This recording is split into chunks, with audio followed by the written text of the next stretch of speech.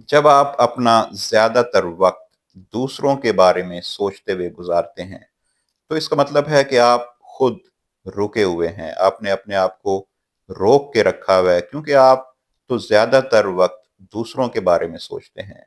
उसने ऐसा क्यों किया? कहीं वो ऐसा ना कर दे, वो ऐसा क्यों कर रहा है? जब आप ज़्यादातर इन सवालात के बारे में सोचते हैं, जो दूसरों के बारे में हैं, तो इसका मतलब है कि आप खुद तो रुके हुए हैं। इसीलिए आप आगे नहीं बढ़ पा रहे, इसीलिए आप खुशहाल नहीं हो रहे, आप तरक्की नहीं कर रहे। याद रखिए, आपकी तरक्की का सफ़र, आपकी खुशहाली का सफ़र, आपकी कामयाबी का सफ़र उस वक़्त शुरू होगा जब आप अपने बारे में सोचेंगे, जब आप ये प्लान करेंगे कि आपकी स्ट्रेंथ्स क्या हैं, आपकी वीकनेसेस क्या हैं, आपकी ख़ामियाँ क्या हैं, आपकी खूबियाँ क्या हैं, आप क्या कर सकते हैं।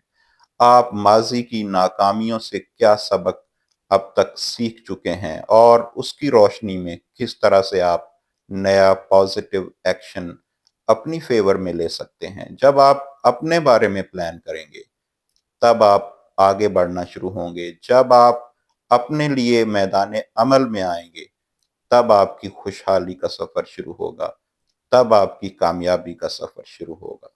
Thank you.